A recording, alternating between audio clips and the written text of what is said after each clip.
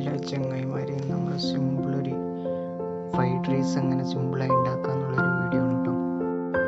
ഇതിന് വേണ്ട സാധനങ്ങളായിട്ട് നമ്മൾ ഫസ്റ്റ് കൊണ്ടായിട്ടും അതൊക്കെ നന്നായിട്ട് ചെറുതാക്കി അരിഞ്ഞ് നമുക്ക് മാറ്റി വെക്കാം കേട്ടോ.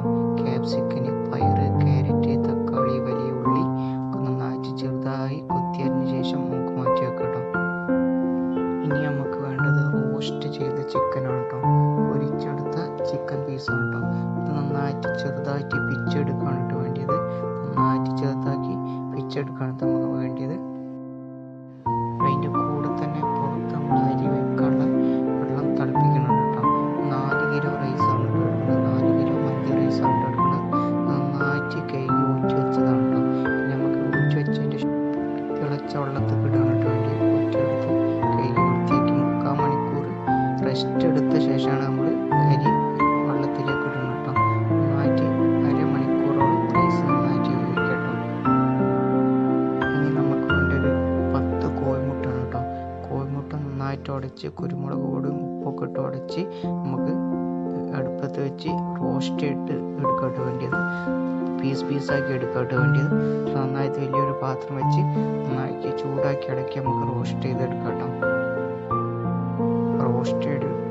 റോസ്റ്റ് ആയതിനു ശേഷം നമുക്ക് മാറ്റി വെക്കാം കേട്ടോ.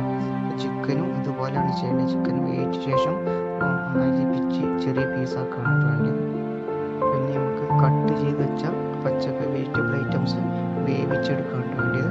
അതിന് വേണ്ടി വലിയ പാത്രം വെച്ചേക്കാം. നമ്മൾ കട്ട് ചെയ്ത ക്യാരറ്റ്, അതുപോലെ ക്യാപ്സിക്കൻ, പയറ്, വലിയ ഉള്ളി, തക്കാളിയൊക്കെ ഇട്ട് നല്ല വഴറ്റിയെടുക്കാം കേട്ടോ. കുറച്ച് ഉപ്പ് ഇട്ട് മാറ്റടക്കി വഴറ്റി വേവിച്ചെടുക്കാം നമുക്ക് വേണ്ടിയത്.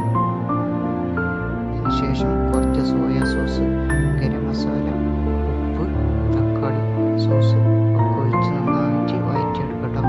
നല്ല വഴറ്റി ഇളക്കിയെടുക്കാം. ഏകദേശം വേവെത്തി എന്ന് കണ്ടാൽ നമുക്ക് ഇനി അടുത്തത് കുരുമുളക് പൊടിയൊക്കെ ഇട്ട് നന്നായിട്ട് ഇളക്കി കൊടുക്കാം. അങ്ങനെ ഒക്കെ വേവെത്തി എന്ന് കണ്ടാൽ നമ്മൾ ചെറുതാക്കി വെച്ച എഗ്ഗും ചിക്കൻ പീസും ഇതിലേക്ക് ഇടാണ് വേണ്ടിയത്. എന്നിട്ട് നന്നായിട്ട് മിക്സ് ചെയ്ത് കൊടുക്കട്ടോ. അവസാനം ചപ്പും പുതിനയും കൂടി മുകളിൽ വിതറിയതിന് ശേഷം നന്നായിട്ട് ഇളക്കട്ടോ. നമുക്ക് വേവിച്ചെടുത്ത റൈസ് കുറച്ച് അതിൻ്റെ മുകളിൽ ഇട്ട് കൊടുക്കട്ടോ. നന്നായിട്ട് മിക്സാക്കി കൊടുക്കാം. മൊത്തമായിട്ട് ഇട്ട് കൊടുത്തതിന് ശേഷം ഒരു 1/4 മണിക്കൂർ നമുക്ക് ദമ്മ് ഇട്ട് വെക്കണം കേട്ടോ. എന്നാലാണ് ആ മസാലകൾ റൈസിൽ നന്നായിട്ട് സ്മെല്ലടിക്കുള്ളൂ. അപ്പോൾ നന്നായിട്ട് അവസാനം അങ്ങനെ ദമ്മിട്ടതിന് ശേഷം എടുത്ത് മിക്സാക്കി വെച്ച റൈസാണ് നിങ്ങൾ കാണുന്നത്. നല്ല അടിപൊളി ടേസ്റ്റിൽ സിമ്പിളായിട്ട് എല്ലാവർക്കും ഉണ്ടാക്കാൻ പറ്റിയൊരു നല്ല അടിപൊളി സാധനം കേട്ടോ ഫ്രൈഡ് റൈസ്. അപ്പോൾ എല്ലാവരും ട്രൈ ചെയ്ത് നോക്കുക. അപ്പോൾ അടുത്തൊരു വീഡിയോയുമായി വീണ്ടും വരുന്നത് വരെ ബൈ. അപ്പോൾ ഒരു സംഗതി കൂടി പറയാം, നമ്മൾ സബ്സ്ക്രൈബ് ഒന്ന് ജസ്റ്റ് ഒന്ന് ക്ലിക്ക് ചെയ്ത് കഴിയുക. അതുപോലെ നമ്മളെ ബെല്ലേക്കും അടിച്ചാൽ ഓട്ടിക്കുക. മാത്രം ചെയ്താൽ അടുത്ത വീഡിയോയുമായി വീണ്ടും വരുന്നത് വരെ ബൈ. ഓക്കെ.